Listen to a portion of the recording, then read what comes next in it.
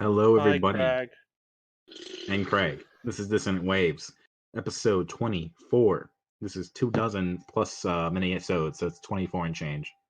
I'm Yeah. Dominic, as always. Riddle and Intrix are here. Hey, Hello. We got 3 albums this week. 4, actually. 4. 3 artists, And 4 before we albums. get started, I was going to go talk about the.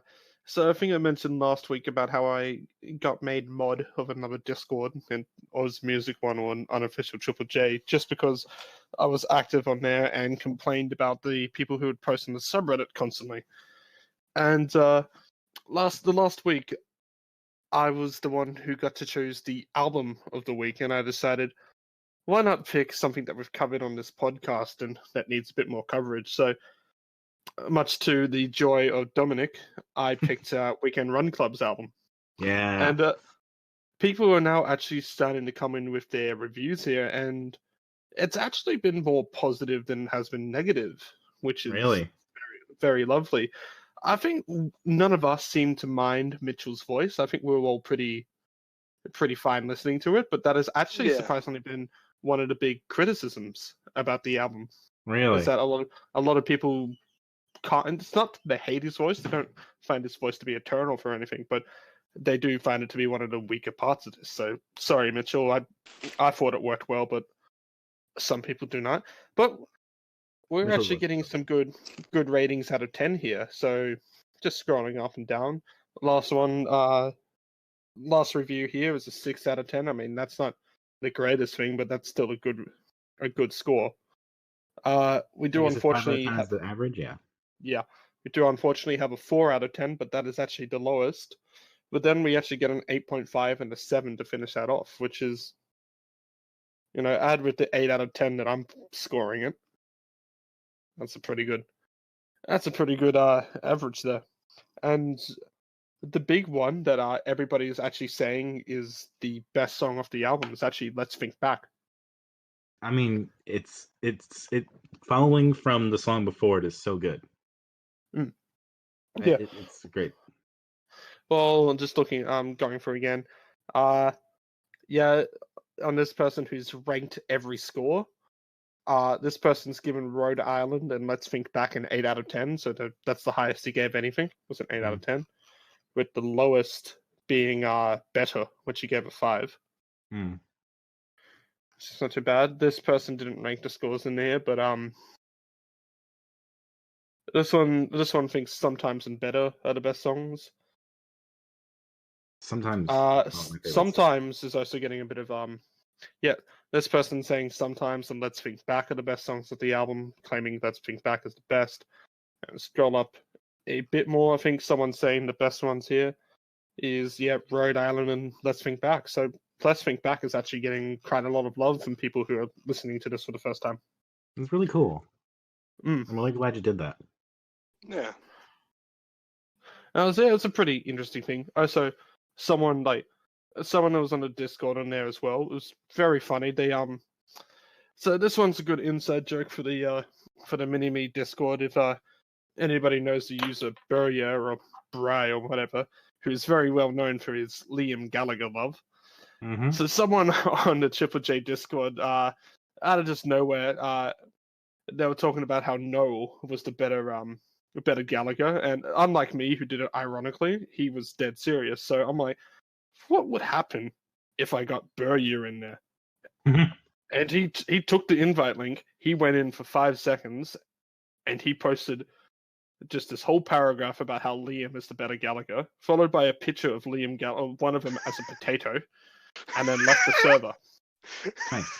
It doesn't end there. So the guy who David James Young or whatever his fucking name is, for reference by the way, because he sure as hell loved to boast his opinion.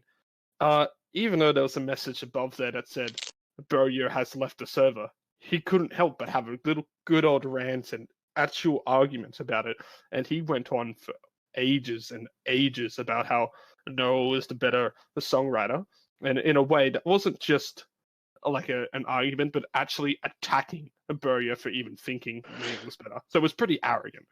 Can I ask you a question? So, yeah, go ahead. Who wrote Wonderwall? I don't fucking care.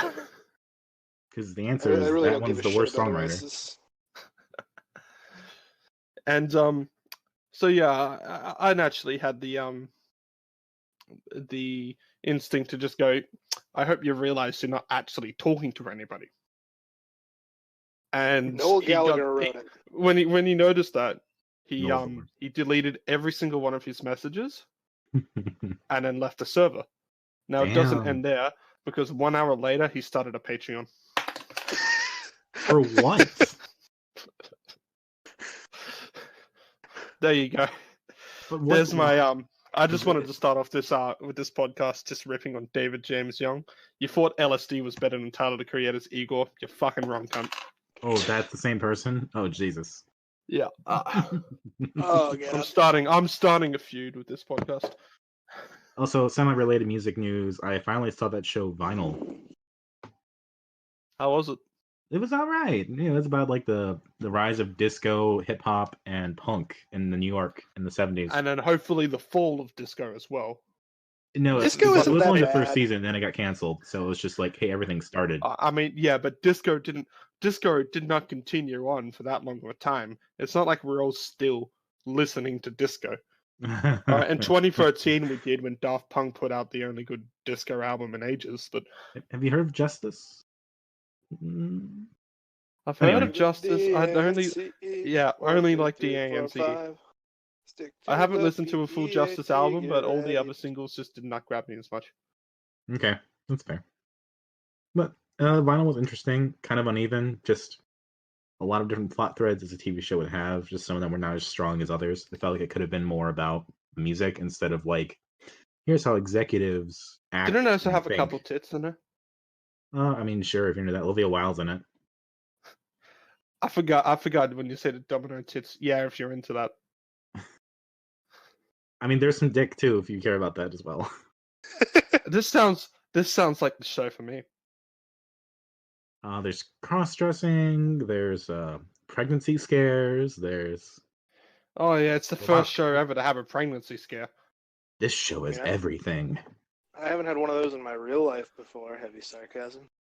Building collapses, murders, police investigations. And Anyway. most importantly, you don't have to listen to the Love album. Okay, let's get Love out of the way. Let's just go fucking right into it. The first album we're covering this week is Lauved's album Tilde, How I'm Feeling Tilde. I do not like this guy at all. Oh no. I want to get my my thoughts out of the way here because they're quick, and I also want to build up to Trix's thoughts, which is going to be like me ranting about LSD. Sure. So, spoiler, I kind of agree with what Trix has said, in which this has a thing that's kind of like what Trix has said in a Discord for people who are confused. And that this has something that's going worse for it than LSD, in which this doesn't try at all, and it's very much forgettable. And I'm still debating whether or not I enjoy this more than LSD or not, because I think I might hate it more than I hate LSD. I've only listened to this twice, so maybe if I listen to it again, I'd find something enjoyable about it, but I just dread having to listen to it again. I can't remember a single... Yeah, I can't remember a single fucking thing off this album, but I can remember when I listen to it, I keep thinking I'm at the end, but I'm not even halfway. It's amazing that you could put out a double album. 21 fucking songs. You can put out a double album and not have enough good fucking material for an EP. It's fucking Oh my the god. boring as fuck album. And not to mention, in a lot of the songs, he just comes off as fucking creepy. Let me set the stage a little bit. I picked Lauved because he worked with Troye Sivan. He worked with BTS. I figured that was a good launching point since we did AliEx before and we've done Troye before and BTS before. Kind of get that next stage there. He's also been a huge songwriter, writing songs for Celine Dion, and he's been on a fucking Bollywood Yes, movie. because when you tell me that someone wrote a song for Celine Dion, my first thought is, wow, they're impressive. And Charlie XCX. But, okay. You could have started off with Charlie XCX, because Charlie XCX actually has fucking good songs out there. I don't listen to Charlie XX, so it doesn't matter to me either way, I guess. How gay are you actually? Fuck you, man. How bi are you actually? Let's get into it. I like Charlie XCX, so apparently I'm more gay than you. Well, we can all agree that we hate love. But anyway. Yep. I thought, perfect next evolution for what I was doing before. And then I found out that apparently this guy does not know how to cut an album. He just makes a bunch of songs and throws it all into the album because This is an album. It's called a playlist, honey. Yeah, his last quote unquote album was a playlist because it represented work over a few years or something. This is like the controversy with Drake's Scorpion, where it wasn't really made as an album and it was made as something to be streamed. You don't put out something that's an hour and 6 minutes and 21 songs and you tell me right now that was something that was made as an album. This is made to be streamed, and you know it is. I guarantee a vinyl exists of it, though. But it doesn't matter if a vinyl exists. CD exists of it. I've seen it in JB. Most artists at least know, like, when the material is good or not good, I would say. Like, at least a good majority, I think, do. And they would know, hey, this song, is okay. It doesn't really work, so I'm going to cut it. And that's Lauv's problem. He doesn't cut anything. He's released 10 singles of this album over the last year. And why would you cut anything? It's made for streaming. Why would you cut it? When you have more stuff, there's more stuff to stream. There's more money you get. Why would you cut anything? Okay, just the logo on his website, it looks like a fucking Microsoft Word art from '98. Sure, it's made for streaming, but like, then why doesn't every artist just make all their albums for streaming and just release 30 fucking songs an album? And now, like, a lot of them do. But they still have to figure, okay, we're gonna have this on physical. We're gonna have to, kind of market this somehow. Like, yeah, it's all for streaming. But like, that's the big problem with a lot of the albums that do get released these days, is that a lot of them are way too long and they have more songs than any. I mean, The Weeknd's last album, there was some great tracks off there. It wasn't a bad album, but it was definitely longer than it needed to be. There was a couple songs off there that I could happily say that should have been cut. You could have even added it as a bonus track or put it into the deluxe edition that he put out. But like, you look at LSD. LSD is an act I would think would try to go that route with their streaming shit, 9 songs. And they all are not great. But they put out 9 songs and that was it. Yeah. It's respectable in that way. They don't subject us to fucking 21. And then an album of 10 extras instead of like a bonus track. I mean, it's all remixes. Grant you, yes, it's kind of annoying. There's another album, but it's all remixes. It's other people's work. They're making his songs in their own way. Maybe well, there's like there's an acoustic version of one of the songs too. What is it, fucking Billy or something? I'm looking at it. I'm looking at it right now. It's like the problem with a lot of these songs is just like he had an idea. It's like Billy lives in a trailer. Modern Loneliness. Okay, I can see that. And also there are stripped titles, or I'm guessing they're just stripped back. Yeah, probably all the production's taken out of it or something. Yeah, so all the good shit about it. But basically, this is a guy who has a lot of connections. He knows a lot of people. He's made a lot of waves in the last 5 or 6 years. He doesn't need this. He doesn't need to subject people to this. He can have his career as a songwriter, as like a general person in the industry who occasionally appears on like a song or two, or at least is like a single, or like does "Fuck I'm Lonely" for 13 Reasons Why, and that's really says all you need to know apparently about the kind of stuff that he puts out. That's on 13 Reasons Why. Yeah. Just the more I listened to it, the more I delved into who Lauved is as a person. The more I took notes, the more I just really began to hate myself for choosing this album. That's all right, Dominic. I hate you for choosing it as well. Like I hated myself for choosing LSD, but that was kind of embarrassing and funny in a way.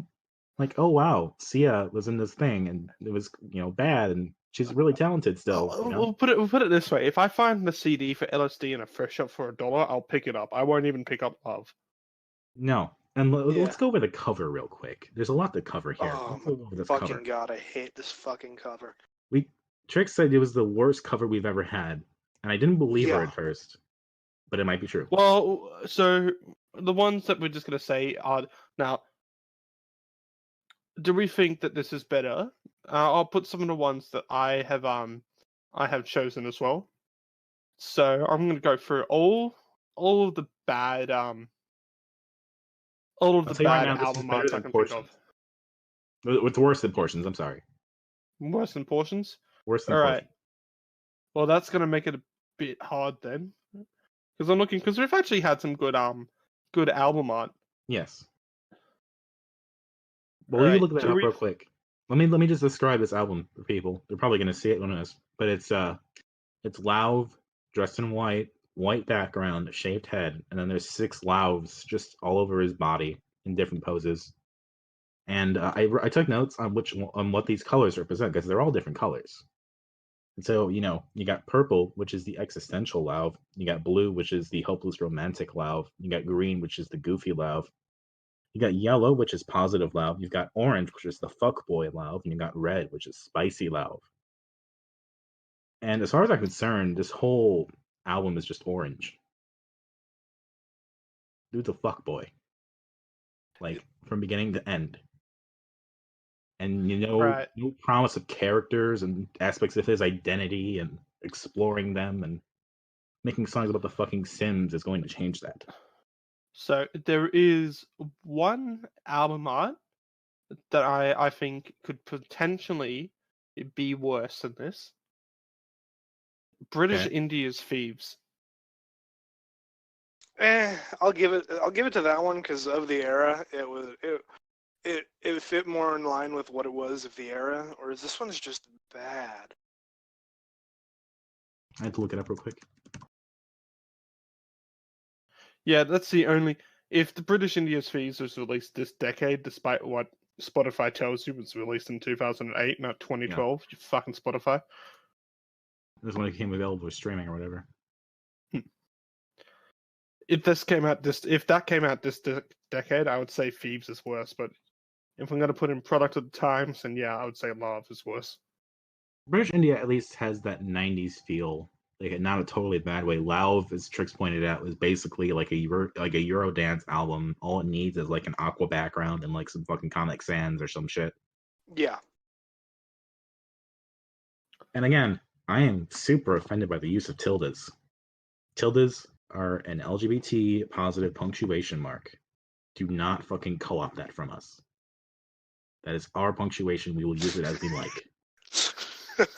Who the fuck are you coming around here, having Troye Sivan appear on one of your songs and BTS appear on another, making you sound so enticing and whatnot, and just coming fucking us with Billy and fucking Lonely Eyes and Feelings? Who the fuck are you? Oh, man.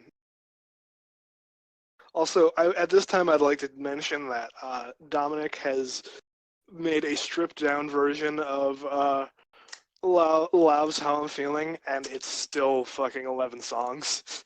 It's still a full album. I took out half the album. I made it more listenable, but it's like just the songs that are like not terrible. Yeah. Like, I appreciate that some of the directions that he experiments with and that he tries to explore. I appreciate that he does a lot of stuff. But, like,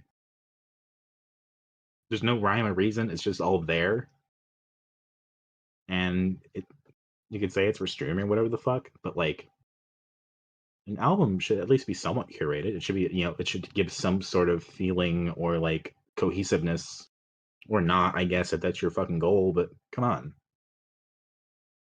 Okay, I'm going to allow him and call this album a playlist, if only because it feels like a playlist that a depressed 13-year-old would have made, depressed 13-year-old girl would have made back in like 2012. See, I love how there is there's another album to this which the album art is just bad because it doesn't really change anything of the original.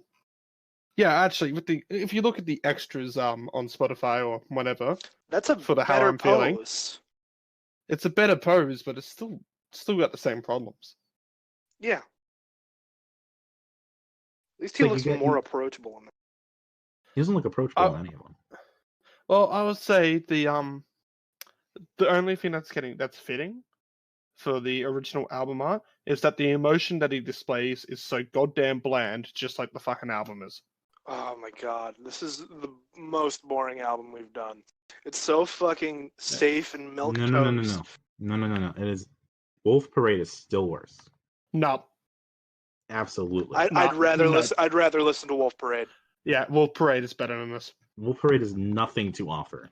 This at least has something. Look, I picked up the Wolf Parade. I picked up the Wolf Parade album at full price, and I have no regrets for this. If I paid $5 for the Lauved album, I would fucking regret it. I'm considering paying $25 for the vinyl just to fucking buy a BB gun and shoot it. It's not worth it. It's just not worth it. You couldn't ask me to say what the greatest or worst song off here is, because I can't remember a single fucking moment, but I can remember when I'm listening to it, I just hate it. I asked our BTS correspondent, Zach, to comment on the BTS song.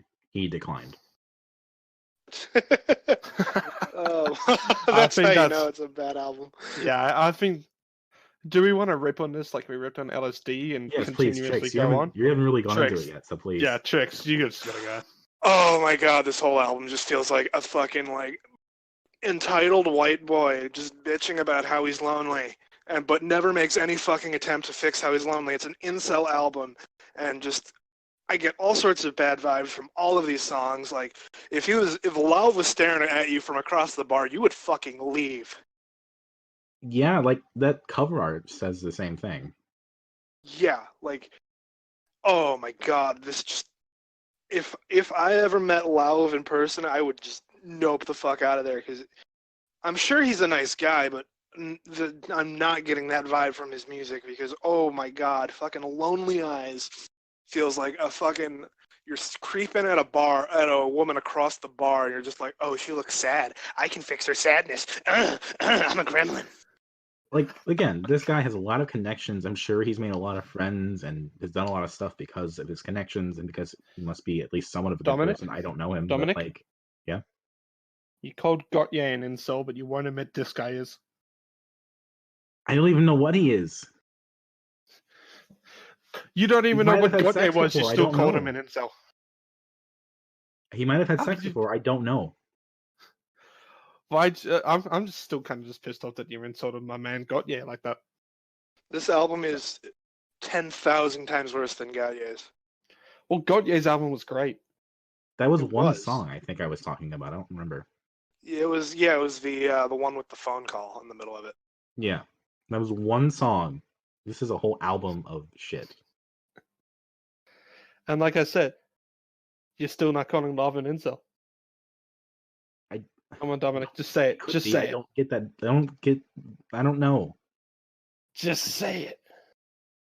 He has a song called Sweatpants, and it's one of the better songs, but that tells you a lot.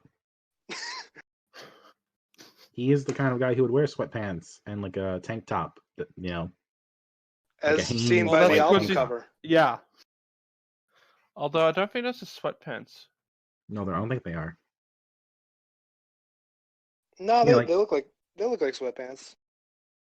Okay, so when I'm more carefully looking at the album art, the fucking miniature person of him that's on his right shoe really bothers me because it's very poorly photoshopped. The one he's jumping? Yeah. Yeah, it's very poorly photoshopped to the point in which it just stands out so badly. But that's goofy, Lauved. And what the fuck is up with his pants? What about him? Who wears half-calf socks? He should have. If Lauved had wore Crocs instead, it would have been a better album art. It would have. I mean, that would have at least given some color. Then again, British India would have been better if they were all wearing Crocs. Oh, yeah, by far. British India wearing Crocs would have been like a good meme. This would not be a good meme with Crocs. It honestly would have, if he was wearing white Crocs, you couldn't tell the fucking difference. No. If he was wearing those fucking Yeezy foam runners or whatever the fuck they are, it wouldn't change the album.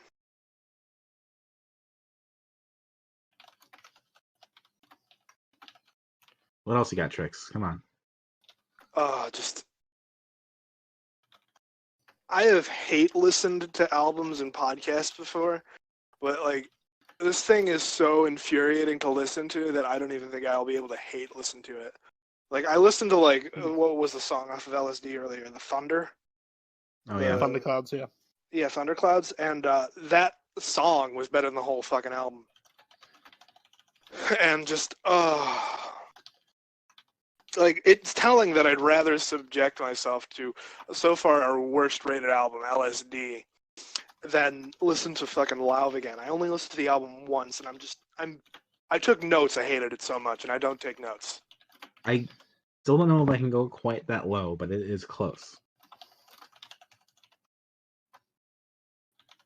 I'm like, there's so many songs. Like I talked about Billy before. Where Billy is, the song about this kid was in a trailer and he's being made fun of, but now he's great. Look at him all. He's laughing at him because all their words made him great.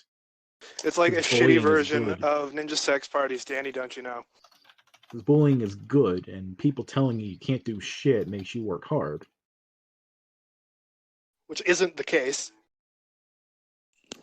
A lot of that is self-motivation, bitch. Well, let's talk about "Fuck, I'm Lonely." Yeah, you're fucking lonely. And then the next line is "Come hold me," because fuck, I'm lonely. I'm lonely as fuck. That's like the most fuckboy statement I can think of. Yes. Like, I'm lonely. Why don't you come hold me? Where's my hug? Love would be one of those fucking guys. Where's my hug, dudes? Yeah. Wearing those sweatpants and tank top. Has not showered. Where's my hug?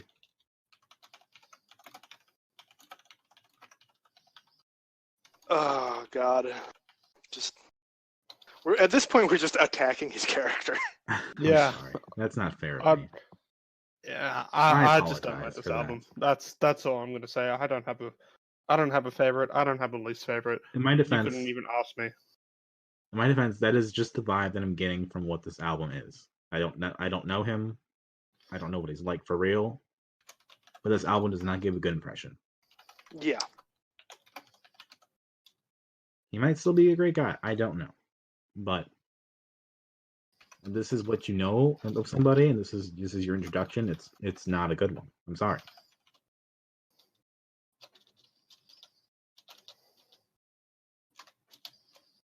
Yeah, again, no least favorites or least favorites. This album is just across the board.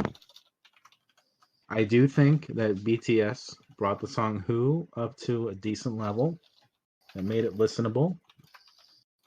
And it's because they're BTS, and so you kind of have to have a good amount of quality there probably before they show up. And, like I said, I appreciate some of his experimentation. But, yeah. I like Bossa Nova. We should get into more Bossa Nova, but not through songs like Sweatpants, please. Yeah. Let's stay out of Loud Sweatpants.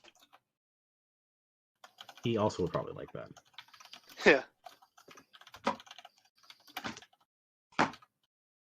Anything else? Anybody? No, not really. Okay. Well, I'm not picking another pop album for a little bit now, so yeah, you're welcome, everybody. You've lost pop privileges. We'll go back eventually. Just not now. Yeah. Just for now, you've lost pop privileges. Yep. Dirty pop. You sing. Hi, my name is Dominic, and I'm going to listen to this pop tune. No! No, Dominic, no, don't touch the pop. Oh, no, he's got earbuds in. He can't fucking hear us. When I do anything that's not pop, it tends to get really popular. Hey, Janelle Monáe was good. That was probably the best pop album you did. Yeah, probably. I think my best rated has been like Weekend Run Club in Algiers. Yeah, probably. And then Neutral Milk, of course. But that was cheating, and you know it was. I mean, it had to be done. All right, let's move on to something better. Well, Violent Soho. we're going on to Violent Soho. So Violent Soho have released their let me just do the math on this, 5th album. It's technically their 5th, even though a lot of people might consider it to be their 4th. Doesn't really fucking matter. Everything is A-OK, which is one of the most relatable album titles of the year. More And ironic, it was don't you kind think? of, yeah, well, that's what I meant. It's relatable by irony, but still. And it was kind of, the kind of whole title and everything was kind of thought of way before Corona, when Australia was burning. I remember Everything was that. on fire. That Yeah, happened a few months ago. Doesn't yeah, seem like that it was a was few that months was ago. it was great. That was a great time. And they've gone back into a more personal, self-reflecting songwriting on this album that was found more in their kind of debut self-titled, compared to the more societal songwriting. This is just how they described it, that they did on both Hungry Ghost and Waco. I'm just trying to think of words whilst I'm currently typing something else to other people. Anyway, I You should like do this Hungry album. Ghost. Yeah, we will do Hungry Ghost at some point. I understand that Dominic does not like Violent Soho, and I don't think Hungry Ghost is going to change that. No, but it I seems to think be we're the one probably, everyone likes. So I'm hoping I like it. yeah. I think this album is as good as Waco, but in different Mm. ways. I think a lot of the problems that Waco had, this album has solved. But I think a lot of the things that made Waco better, this album has kind of forgotten. Could you elaborate, please?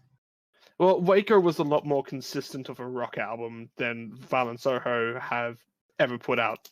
I don't know if I consider this better than, because before this album came out, I probably considered Waco to be their best album. It was the most consistent album they put out. It flowed the best out of anything that they put out before. As much as I love the songs that came off Hungry Ghost, I picked Waco better. However, Waco did have that problem in which the influences that it took, it almost felt like it was ripping them off. Yes, that's true. Like for example, songs like Evergreen, which was just like, that's just Everlong. Yeah. This album feels a lot more unique and a lot more solidating their sound. But it also it kind of feels like they've digressed back to the problems that they had on their self-titled, in which they lost a lot of those consistency. Like A-OK is a good song individually, but it does not belong on the album, despite it being the song that they grabbed the title from. I mean, it has some like thematic ties. I think it was Slow Down Sonic that has that kind of countryist vibe. Yeah, but even that one's still a lot more heavier and kind of a bit faster than A-OK. And compare it to the opener to this album, which is, again, they've had a solid opener to all of their albums since Hungry Ghost. It's and the classic. Sleep. It's the classic thing of put the best song first and hope the rest of it lives up to it. I don't know if I consider it to be the best song off the album, but I mean, on Hungry Ghost, Dope Calypso, fantastic opener. Obviously, we all love the shit out of How to Taste on Waco. Yeah, that's a fun Yeah. song. Yeah, and Sleep Year is definitely a strong highlight to start off. And I'd say the opening to this album is incredible. I think the kind of entry from Sleep Year into Vacation Forever starts it off high and probably brings in a bit more hope than this album than you actually get. I mean, Pick It Up Again, the song after Vacation Forever, is not a bad song by itself, but it doesn't belong at the start of this album. That's one of the ones that probably should have been brought back to the end. I think the ordering of all the songs in here are a bit broken and kind of don't really fit as well. I mean, Canada probably should have been brought up ahead of Pick It Up Again, but instead it's the other way around. My problem is that they have songs that are unique and you can differentiate them, but they also have a good number of songs where they all kind of run together for me, like kind of a blundery thing where Pick It Up Again, Canada, Shelf Life, Easy, Pity Jar, like they all kind of just are there and they're, maybe on a minute level you can look at them and be like, yeah, this one does this a little bit better, this one does that a little bit better, but they all just sound like grunge to me in like not an exciting way. To me, I'm a big Violent Soho fan. That's not going to change. I'll probably put this as one of my favorite albums of the year, regardless. Just knowing me and Violent Soho, I don't know if I'm going to put it in top 10, but we'll find out when the year ends. I feel like this is a song that actually had not a song, an album that has quite good individual songs, but it just does not work as well as an album as Waco did, which is my big problem. If you go into this just wanting to have nothing but good Violent Soho songs, then you will get that. But if you go into this hoping that you'll get a true album, then you're probably a bit disappointed. Is this a streamable thing, you think? Or what do you think it is? I don't think this is a stream.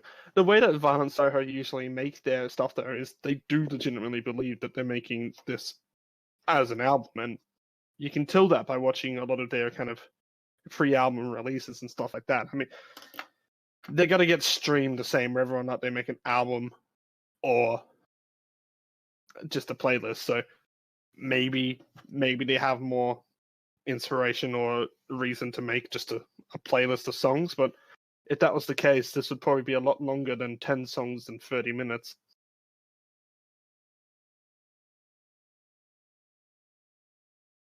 I mean, this is actually their shortest album that they've ever released, I believe. No, sorry. The original Violent Soho, I was thinking of the bonus tracks, was 31. But the last two albums that they put out before this were at least 40 minutes each. And this is just over half an hour. I mean, Green Day's album was also the shortest of their career. Yeah, but that's Green Day, and that was just trash. Father of All Motherfuckers was like 21 minutes. I had to figure out whether I like Father of All more or less than Lauved. That is my debacle. I would rather listen to Father of All. Yeah, I'd probably listen to Father of All. I'm disappointed by both, though. I don't know, Dominic, because I want to get your criticisms done and under, down and over, whatever. Say what you have to say about this album. I mean, Sleepier is a good opener. Vacation Forever is unique because it has a lot of the growling and snarling that you expect from Violent Soho and like grunge and all that. Then I think Pick It Up Again is a little bit annoying with the Pick It Up Again chorus, but I think that was a problem with Vice Lord as well in a way, so there's some equivalency there. After that, though, like Slow Down Sonic's kind of interesting. A-OK, I kind of like this, like the slow acoustic closer. That's kind of cool. Which is like the only time that you've ever liked a Violent Soho acoustic track. But like, I listened to one song off of Waco and I was reminded of how much more I like that album. I don't even think it was How to Taste. It was like something else. It was Evergreen. Might have been Evergreen. Yeah. Like the sound of Waco to me is so much more interesting than just like what's going on here. The sound of Waco sounds like a crime documentary, just like side note. Wasn't Waco something where like a shooting happened or something? A bomb went off. It's Waco, Texas is just a shithole. Yeah. I think it was a bomb and all that. I don't know. So that's so that's probably a bit more why of that. I mean, I probably agree that Waco's in the end probably the better album. Just because it's an album. And again, I like this album, but I think if you ask me what the best Violent Soho record is, I'm probably going to say Waco. You like it because it's Violent Soho, or do you genuinely like it? For Waco? No, this one, Everything's Okay. There's songs in here which I genuinely love, like Sleep Here and Slow Down Sonic, Vacation Forever has grown on me, and I do like Canada and Lying on the Floor. Pick It Up Again, I liked on the first couple of listens, but is actually just not holding up as well. I think the music video for it is great, by the way. If anyone hasn't seen it, pretty much they go door to door trying to sell their vinyl, and the way that they sell it is that they play in people's houses. That's the whole gimmick of it. It's a fun music video, and they're all kind of dressed up as Mormons and shit. It's great. Yeah, sense of humor. Appreciate that. But as the album itself, I probably just like it because it's Violent Soho. But I mean, come on, we're all guilty of that for at least one artist. Particularly, could just put out a pile of shit tricks and still love it. I mean, I really like Lorenzo's hardcore tracks. So yeah. I really want to listen to that album when it comes out. And we could listen to a very boring album that was an hour and 6 minutes and 21 tracks. As long as Troye Sivan was on it, you would still pick it. Oh boy, you're really gonna come at me with that. I see. Okay, that's fine. I had to defend myself. Had to defend my love of Violent Soho. I'm probably not gonna bring up Troy again until like June or something. When we do a Pride Month. Again, there are songs off here which I do genuinely love, but I think, yeah, if you're asking if I love the album just because I love the album or because it's Violent Soho, the answer is probably because it's just more Violent Soho. But everyone has an artist like that. I mean, I bought Blink-182's California when it came out. Was that a good album? Fuck no. Was it more Blink-182? Yes. I'd buy more Jeff Mangum stuff no matter what it was. It's like, I understand. Yeah. But anyway, let's go on to the actual songs themselves. So we'll start off with the opening track, Sleepier, which starts off with in the same way that kind of How to Taste started off. It has this kind of guitar. I mean, How to Taste was a lot more silent and then just went straight up heavy, whilst in this one, it's this kind of staticky kind of like mess of guitars all just playing before it kind of just stops and then drops into the song, which is just nice. It's heavy. It's exactly what you were hoping for the opener of a Violent Soho album to be. And it's yeah. The lyrics themselves are quite simple, but they're the types of lyrics that you would shout along to. Like, I'm excited for when Corona ends and Violent Soho tour Australia again, because some of these songs would be fucking incredible live. Like, I am definitely excited to see what Sleep You would be like live. Yeah, I think some of these songs would be really cool live. Yeah, like a Vacation Forever sounds like it'd be fun.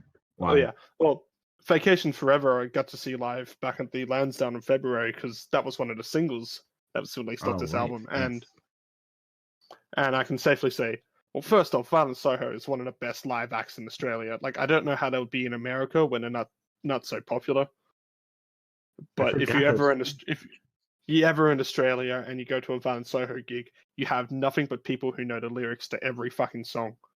And I mean, your brother chose sex over chose a Violent Soho concert over sex, so that should say something.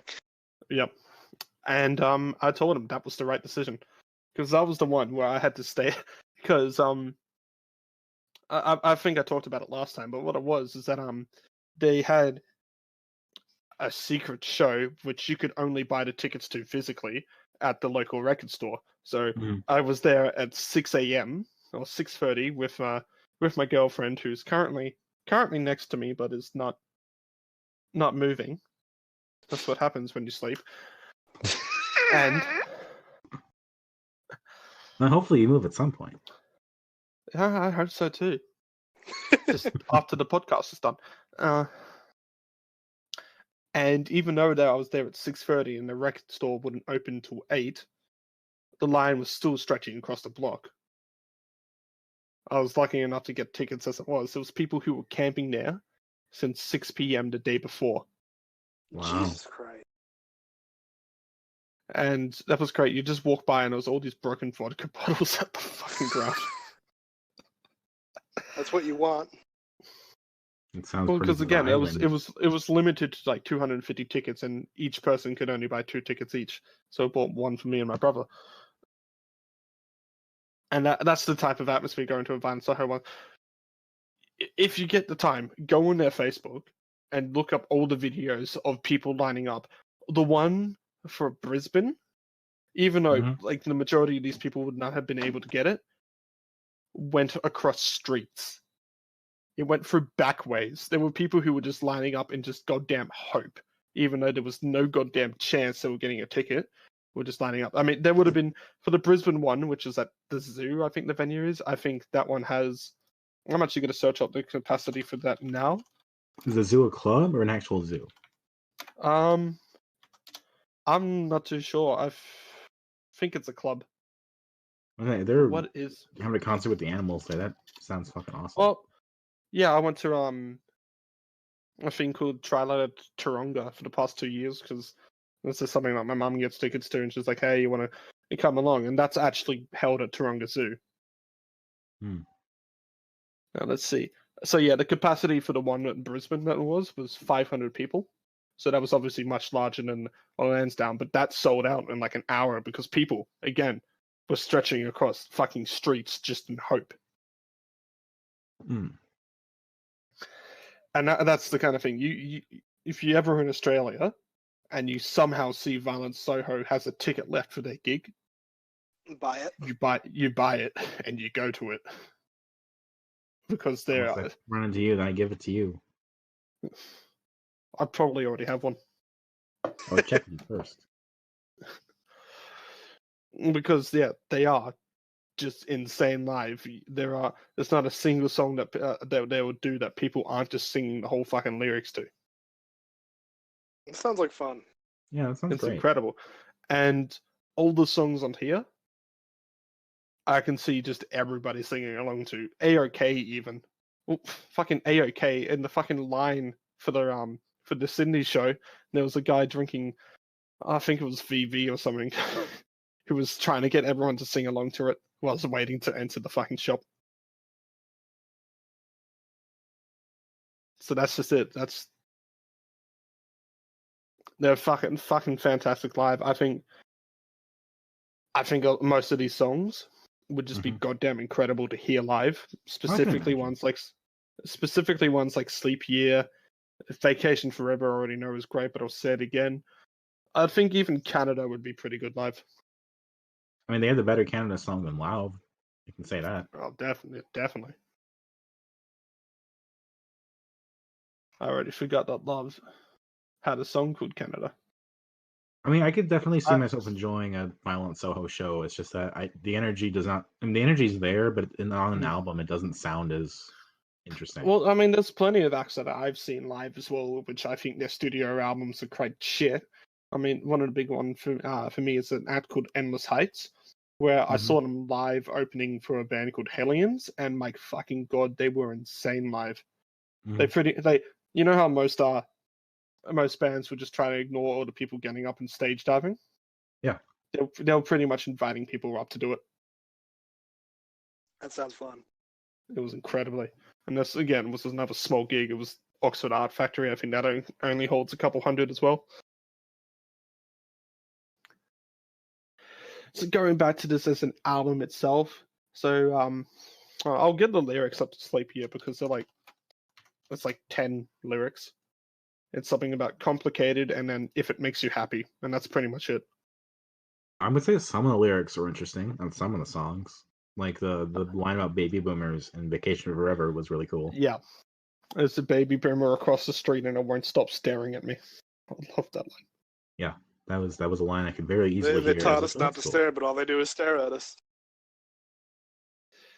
Well, fuck you, man. So Vacation Forever is that, and this is probably a reason why as well that a lot of these songs go back to the kind of personal,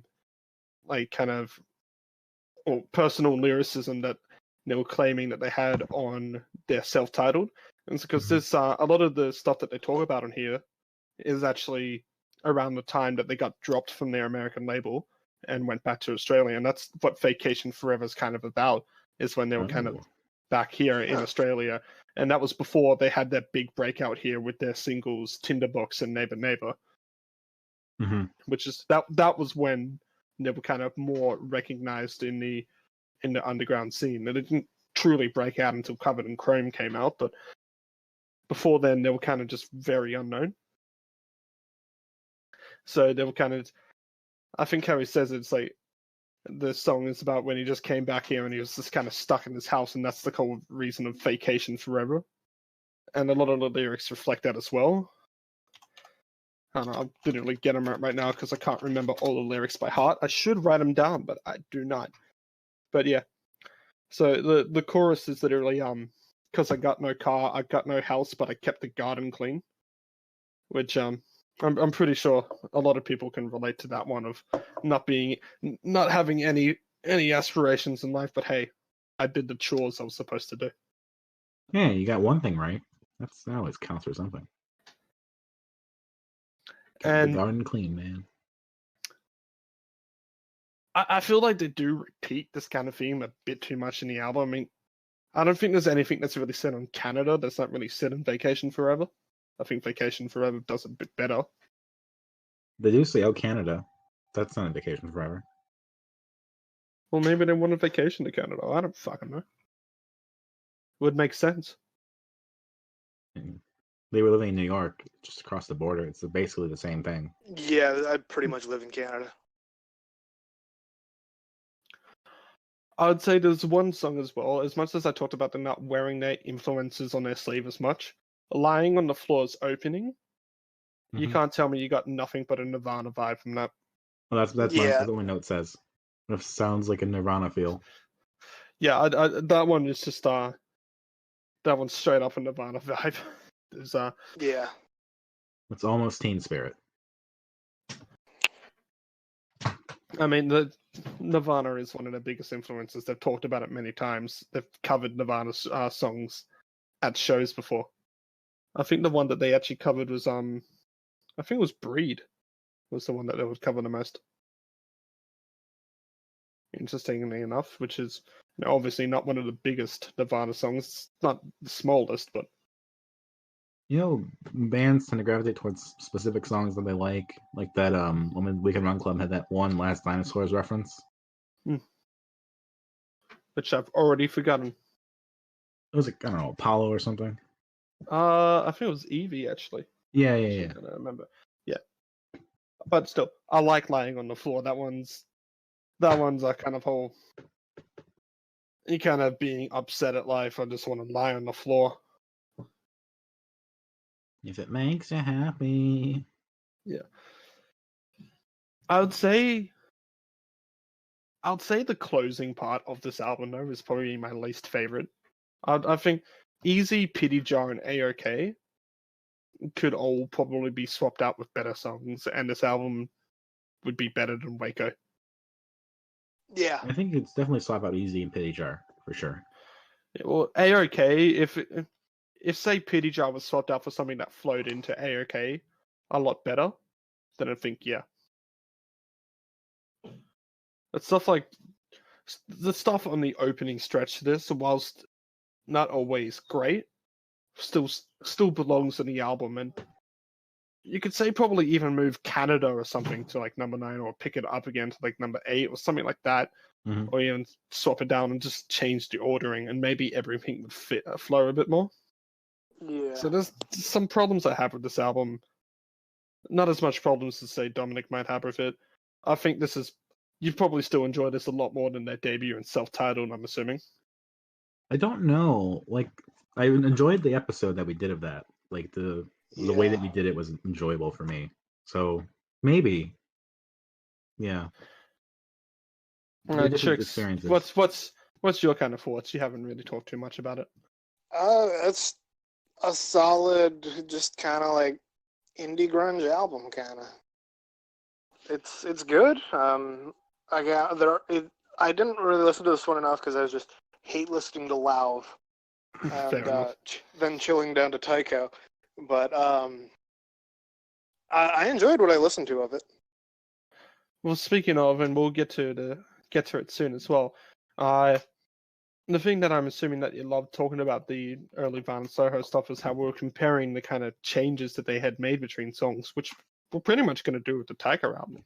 Yeah, I think that's actually really cool.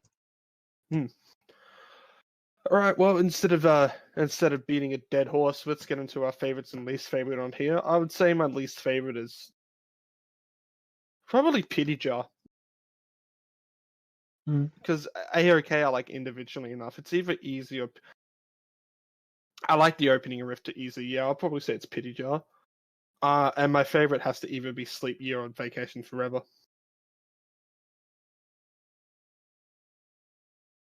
Trix, you want to go? Yeah.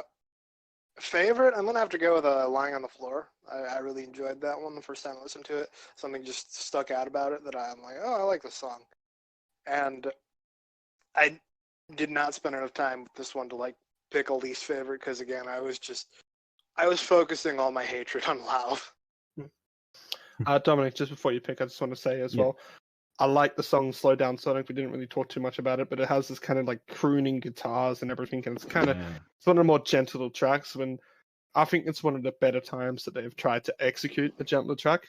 Obviously, when they went back to it on their debut and self-titled, they'd kind of failed a bit of it. It would just be kind of just not belonging. I think in here, it actually fits well, and it's one of the better ones that they've done. So I'm putting that not up with Sleep Me and Vacation Forever, but as an honorable mention.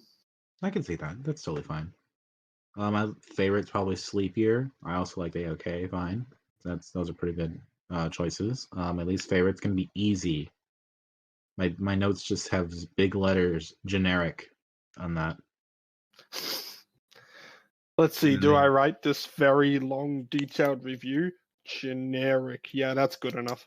And then they have a lyric in there that says something like always just a B-side, and that perfectly describes the song.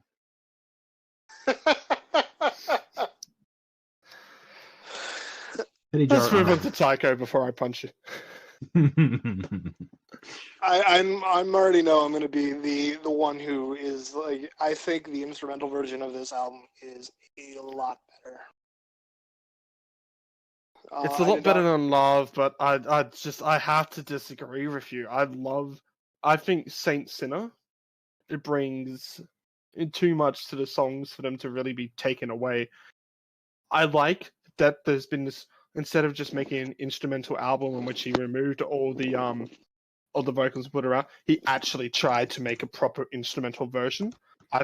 I'm very impressed that he's done that, and the fact that he's pretty much flipped the order of the songs. I mean, some stay pretty similar to where they are. I think Stress actually stays the exact same position, although it's called No Stress in simulcast. I'm impressed with what Tycho has done.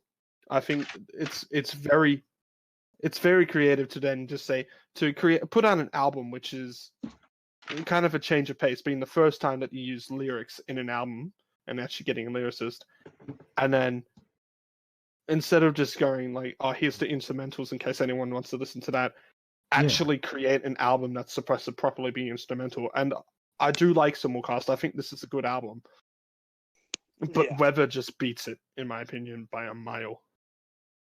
Well, Simulcast is a bit more my speed because, again, I've been listening to Tycho for like 6 years at this point, and all of his stuff prior to Weather was instrumental, and it's just the first time I played Simulcast, I got the vibes that I got when I listened to Dive for the first time. So I will say as well, Tycho is one of those few artists that one of you two bring up that I actually know of before, and this is actually an artist that got introduced to me in uni. It took me a while to actually get around to listening to him, but obviously because Awake was it was listened to a lot by people who were heavy into the electronic scene, and I gotta say, as far as instrumental artists comes, Tycho was definitely one of the better ones. Oh, definitely. I did not like the Pitchfork review of Simulcast. Well, nobody likes a Pitchfork review until they give it a 10. I don't know. I think that Pitchfork review kind of ruined it for me before it even began. Like, it's fucking Pitchfork. They're fucking shit. Comparing it to fucking lo-fi hip hop, Relax and Study too, just hurt a little bit because Tycho predates them by years. Sure. I think for me, obviously Tycho is the best artist of the week. Weather is the best album of the week. That is my opinion. Simulcast is second. Well, I don't I disagree with putting Simulcast above Van and Soho, but I don't fully disagree. I can see why you enjoy it more.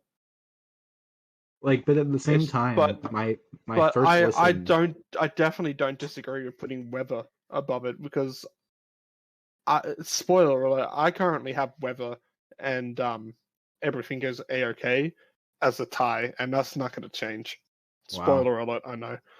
Because I like these albums. I mean, Weather I put in my top 20 albums of last year. Yeah. I have a certain love for this album. And the reason why I'm going to be putting them as an equivalent is because I know it's really going to depend on the day that you ask me on whether or not I like Weather or Everything Is Okay, A-OK more.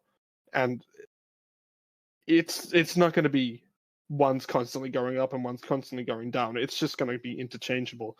So I may as well just have them equivalent because I love these albums both in a completely different way.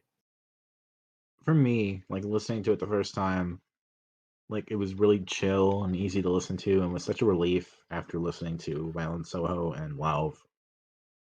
Like I was like digging the vibes, and then I read that It's Pitchfork review.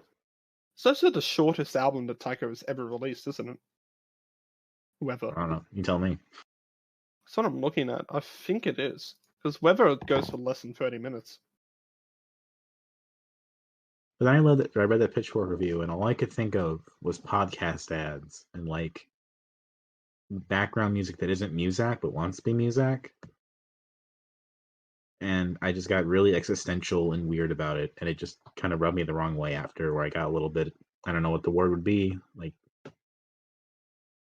it just did not sit as well with me after that. Like it sounded very like precise and crafted in a way where it's like, well, this is the Office playlist. We're going to listen to this all day to improve productivity. I can understand that. And And that at really, some point, I'm gonna do Dive, which I feel like is his best album. Mhm. I haven't listened to Dive, so I'm kind of interested in that. And not to interrupt this for a bit, we haven't got it in yet, but it seems like we're getting another review in for the Weekend Run Club. So hopefully we Ooh. get that by the end of the podcast. Really live updates. That's fun. I mean, anyway, Weather, I appreciated Weather because at least the vocalist Saint Sinner gave me some grounding there.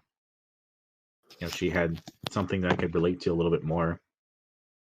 But even with her, even especially with simulcast, just kind of it's like one of the first times I've had an instrumental album kind of freak me out a little bit because like I guess I just got distracted there. Hold on, sorry. It just kind of freaked me out a bit. Like I don't like. Yeah. Well, there's like. Sorry. I don't know how to describe it really. It just did not give me I great can vibes. understand. Like it's still fine. I like the instrumentation. I like the stuff. It's just not something I would listen to outside of this probably. Yeah, I will say that I believe that Taiko is probably he's really good at instrumentation and layering. And if you listen to like the instrumentals a lot, you can find definite layers and like I've listened to them enough to the point where I can like separate out the layers and pay attention to like, oh, I want to pay attention to the drums. Oh, I want to pay attention to this synth line. Oh, there's the bass, and flip back and forth through all that. I guess for me, I like songs that have a little bit more drive to them, like the Tame Impala stuff. Like Tame Impala has songs that have more going on, just more dense with things. They have stuff it's driving somewhere. And that's not to say I don't like songs that are just vibey. Like I think I like surprisingly Japanese Wallpaper just keeps going up and up in my mind for whatever reason. Yeah, I'll do that. And Sooner I or later, think I you'll be singing along to Forces every time it comes on as well. I think I prefer what's going on there to Taiko. Even though my listing of that does I'm not pretty sure reflect that. Japanese Wallpaper has Taiko as an inspiration as well. And while we're mentioning Wallpaper, I want to just take like a weird musical aside to the early 20th century and talk about impressionist wallpaper music, where yeah, I know this is completely out of left field, but I figure I'll never have a chance to talk about it again. But Eric Satie, a French impressionist composer in the early 19th century. He wrote pieces called wallpaper music, where the idea was the music exists in the background and you don't want to pay attention to it, and you just continue on with like your conversation and talking with people and like browsing like the art gallery or whatever. Mm-hmm. And he got really offended when people would just stop and listen. And I just felt like I had to bring that up because when am I going to be able to bring that up again? We might have some more Muzak or something on here soon. You never know. Yeah. But that's a good point. I think that's interesting that you get offended like that. It's kind of pretentious, but I like the effort. Well, I mean, Eric Satie was fucking pretentious with a capital pretentious. So. Better or worse than Lauved? Better. Okay. Like, he describes his diet once as only eating white foods like eggs and moldy fruit. All right. Because, diets were weird back then. So at the risk of just going back into the actual album itself, I want to talk about into the big song off here, which has definitely been recreated for simulcast, and I think it's great that it's been recreated for simulcast, but I also think it really just did not work as an instrumental, is the song Japan, which is also known as Cypress on simulcast, which goes for around twice the length. I think Japan really benefits from having Saint Sinner's vocals and lyrics on it. Mm-hmm. Because a lot of the time when it goes very simple and it's just supposed to be backing instrumentation to their actual vocals and trying to think of words, singer. That's continued on Cypress, and I don't like it because there's just nothing there, and you're just kind of listening to nothing for a couple periods of time on Cypress, and it doesn't really work. But then you go back and listen to Japan, it's fucking fantastic. Yeah, her vocals really bring that song to life. Because, I mean, Japan is my favorite of Weather. If you go back into those top 100 stuff that I shared at the end of last year, I'm pretty sure I put Japan in like the 80s or something like that. Which is the only Taiko song that I put on there, despite having love for both that. I mean, obviously, one of the best songs off Weather was the self-titled one as well, which was instrumental. And there was some great instrumental moments in Weather. And obviously he brought those back into simulcast. It kind of works, but it just doesn't work the same way that it did on Weather, in my opinion.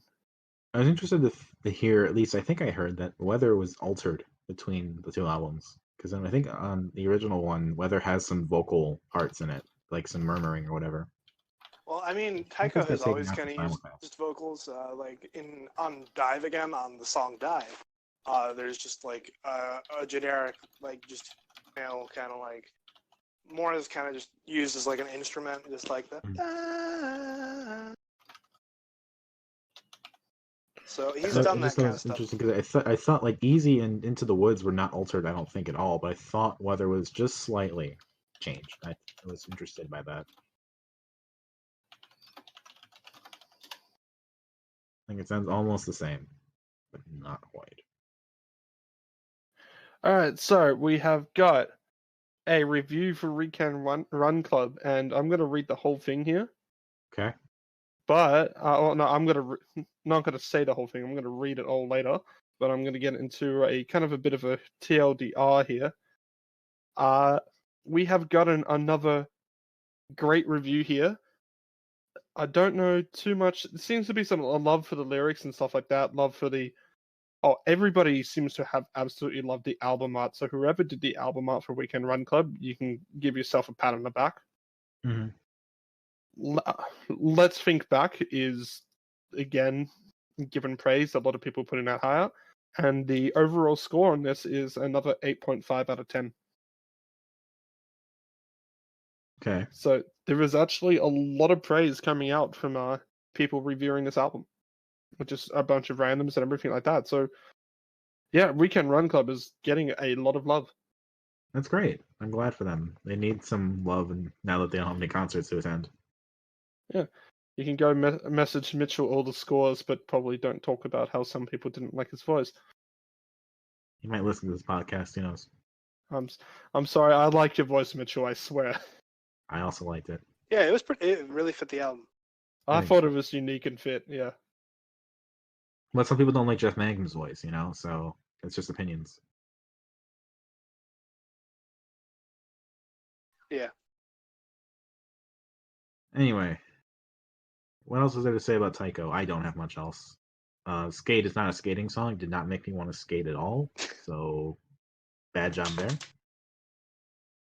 I think the most to say about this album is that, again, yep, I very much love that he's created this, something that is a Tycho album. And this isn't supposed to be the main album of it as well. It is just supposed to be just a kind of bonus to it, it feels like. Or like a different version. Kind of like how Mac Alternative. DeMarco always releases a demos track. Yeah. Or a demos album. And I'm very happy that this exists. But I feel like it just didn't work as well as it could have, because whilst it has made all these songs to be better for instrumental versions, and I'm definitely happier hearing it in those versions than I would be if he had just grabbed the instrumentals and nothing else. I feel like some of these songs are just built too much to have those vocals on them, that they just do not work. Okay. I mean, it's better than Love by... The Simulcast is better than Love by a mile. oh I god, wouldn't put it above Violent Soho. I know you two probably will. is but, better than Lauved the new metric we're using? Yep. It's no longer better than LSD. It's better than Lauved. Yep. Lauvesty. It's better than Trix's Pun. I'd say my favorites of Weather are Japan and Weather, the title track, and my least favorite is probably Skate. And of Simulcast, the favorite is probably Weather, and my least favorite is probably Cypress. Okay. For me, I think Japan's also my favorite off Weather. Easy was the one that gave me like a little bit of an existential crisis. So I kind of liked Easy, but I also kind of hated it. I don't see how you got that, but the more power to you. I like it, but like that was the one where I'm like, oh my god, this feels like I'm in a fucking corporation cubicle hell. You sure you weren't just very tired? I mean, it could be, but anyway, continue. Yeah. Skate is not a skating song, so it fails. So it's probably my least favorite. And then off Simulcast, I don't know. I think the songs that stood out were the songs that I heard the most. So stuff like Weather and Into the Woods, I thought stood out because they are meant to be instrumentals. Cypress didn't stand out as much. I don't know. Stress was interesting. Going from no stress to stress. I don't know. It's hard to really compare them because I think the vocals did so much for Weather that not having it is kind of like, taking out the drums in like a Led Zeppelin song. Like it's still gonna be good, but like the drums are an important part, and you can replace it with something else. You gotta pay attention to that squeaky bass pedal. Yeah, Tricks. Yeah, favorite for me. Again, Weather is great. Into the Woods. I just enjoyed like all of the Simulcast. Like the first time I listened to it, it genuinely gave me like the oh fuck, this is I'm getting like the same vibes I got the first time I heard Dive, which just like gave me like a blast of nostalgia, and like just I haven't felt these feelings in a long time. So I love Simulcast for that. I didn't really care for the vocals on the Saint Sinner songs. I can understand why they're good, and I can appreciate them, but for me, they're just not. It's not what I consider to be Tycho. That's fair. So, we've already knowing kind of spoilers are here, so we say our favorites and least favorite albums and rank. So let me just get mine out of the way. Number 4 is Lauved. Fuck that. Number 3 is Violent Soho. Number 2 is Simulcast. Number 1 is Love. Number 3 because not fuck that, but because it exists. You go ahead. So number 4, don't even need to fucking mention it. Number 3, simulcast, and then number 1 and number 2 depends on the day. If you really want a ranking, and because I know damn well Trix wants it, put just by the slightest of miles, put number 2 as Violent Soho and number 1 as Tycho. Just for Ooh. today, that could easily change. I consider them equivalent, but if you really bloody wanted a ranking, then I guess I'd perhaps put them as that. That sounds like that's what you want. Yeah. Well, I mean, this will be my second and number 1. My number 3 is going to be Violent. Is going to be Violent Soho. I liked it. I'd actually put Weather and Violent Soho kind of even, but So I'm not the only one who disagrees with that. Only one who agrees with that. That's nice. yeah, but I put simulcast over everything just because it triggered like some nostalgia I forgot I had. Does that mean that you get a number 1 if you put the wrong album as the number 1? It's the same. It's the same album. Does it pretty count? Much. Does it count? I'm counting it. I am counting Yeah, but it. do we? Dominic, do you want to count it? It's a half victory. Sure, I'll count it. Yeah. We'll count it as a half. You get half a point. I'll take it. It's I'll put it with my other half point that I got from Petite League. If it Congratulations, you've now got a full point. If we all I have had 2 Tycho points. on I the have 2 top points 2, now. I could see it, but yeah. Yeah, I mean, if we're only you know what? I'm gonna let you two discuss for a bit here. I'm gonna count points, and points are only awarded if there's a half point, or if we all decided on what the best album of the week was and we all agreed. So. And can we put a negative point if we can agree what the worst album of the week is? I don't know how you're gonna keep track of that. I can't remember. Nah, because Dominic would be on negative then. I like taking big swings. Sometimes they hit, sometimes So when they we miss. did Of Montreal, Jungle Giants, and Smash Mouth, we didn't all agree on that one, did we? Like, I don't remember. I won't get any points for that one. For Got Yay, we all agreed on Got Yay, didn't we? I did. Yeah, Trix, Yeah. you put Got Yay as number 1, didn't you? Just above the I top think I one. did. Yep. All right, that's me currently leading on 1 point after the very start, and then Dominic gets the next one after he cheated and picked Neutral Milk Hotel. Aeroplane. We all decided. Yeah. All right, there's the half point for Rattler. Because you picked There's some Bangladesh negative- for some reason. I thought it was going to be better. You picked fucking LSD. Don't you fucking I didn't pick my number 1 album of the week. I picked LSD as an experiment. I didn't choose it as the best album. I picked fucking Rattler. Big Scary's Animal gets me my second point. Let's see. Did we all agree on... No, because with Plush... Oh, yeah, Big Scary. I forgot. That was the Lost episode. Yeah, with Plush, Sticky Fingers, and My Cam, we all disagree, didn't we? Yeah. Yeah, I put Plush as my number 1.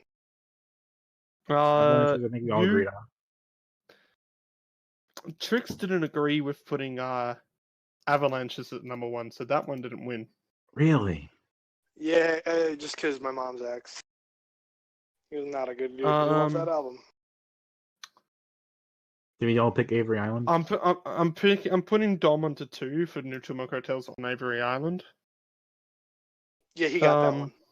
Yeah, we definitely didn't agree with Thelma Plum and Japanese Wallpaper. Rainbow Kid and Surprise and stuff, we didn't agree. Oh, yeah, I wasn't there for that episode.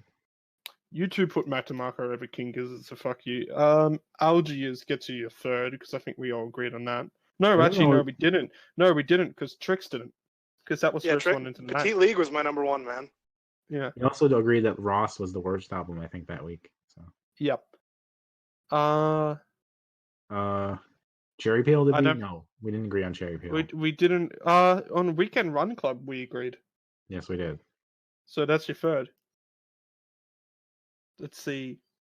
Did we agree on Adolescence? I think we did. Yeah. So. I think that's when I had like a run for a couple weeks there. Yeah.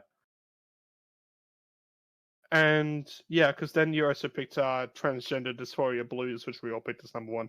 Yeah. Yeah. Tame Impala, we didn't get that. BTS, blah blah blah. Flight Facilities, you fuckers chose Jeff Mangum instead. Last week I got my third after Middle East got that. Well, Caretaker goes to Tricks. Yeah. Yeah. That was my first official point. So Dominic has 5 points, I have 3, and Trix has 2 after the half points.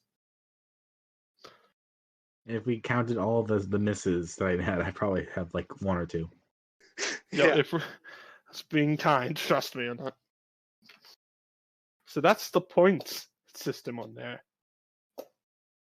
I don't feel like I deserve to win. That's not how I do. That's all right. No one But ever this deserves is to whose win. line is it anyway? With everything's made up, but the points don't matter. Yeah, whose line is it anyway? And speaking of things that do not matter, let's talk about the albums that we're gonna do next week. I'll go first.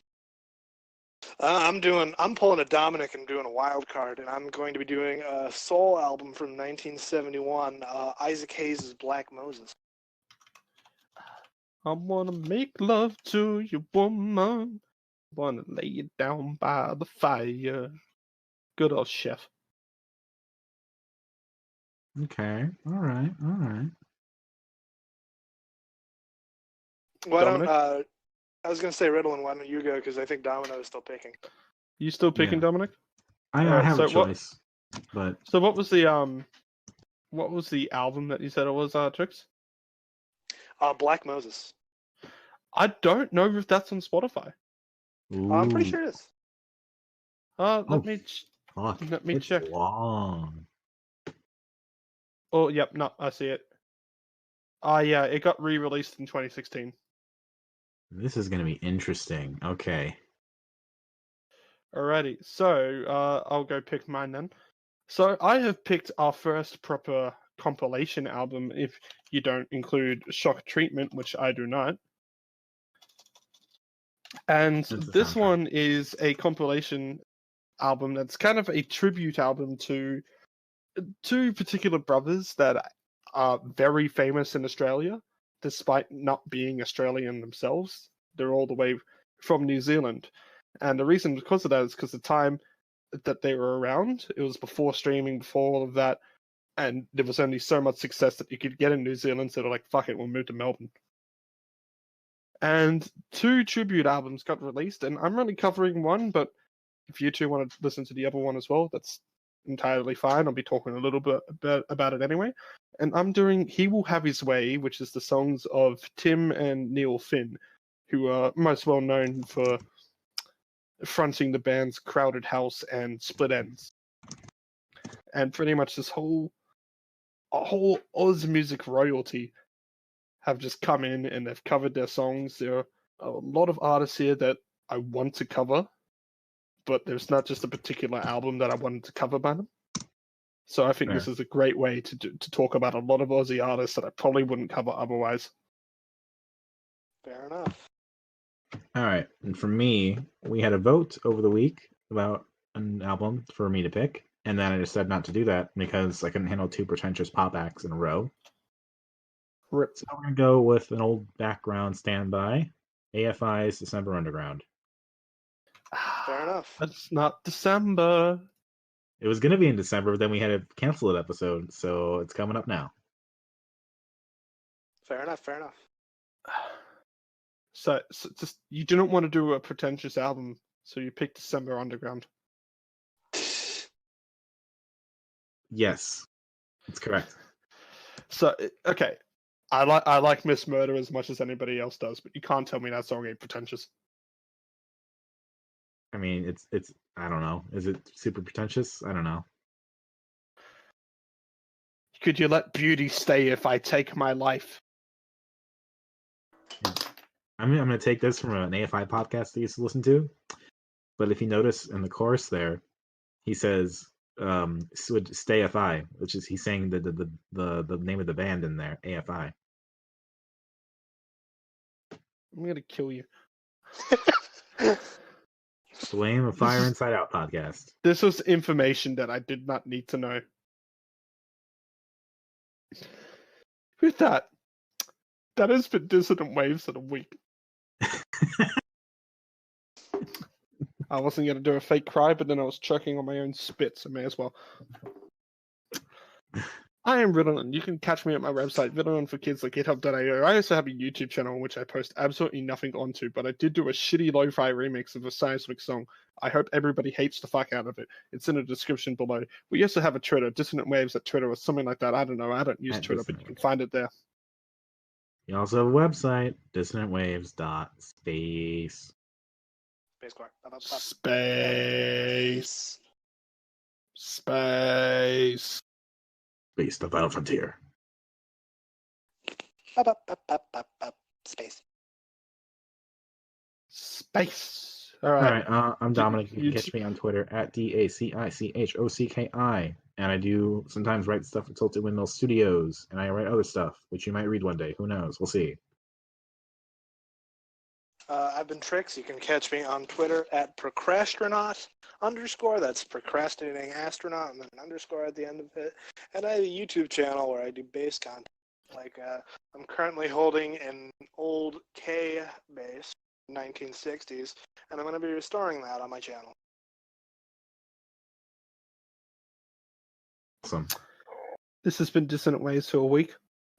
For all those who have decided that they're going to listen to the Love album, Don't. I say, yep, don't. Just, it's not worth it. You'll think that you go, oh, but this song. But then when you say this song, you will realize that you've just said this song because you can't actually remember the fucking songs or the song title. Everything is so goddamn forgettable. You're going into that and you're forgetting that you actually had this experience that lasted for an hour and 6 minutes, 66 fucking minutes, and you can't remember that it fucking existed. And then you go to yourself and you think, why the fuck does Dominic pick pop albums because Troye Sivan is in them? Troye Sivan's not good enough to carry a fucking album.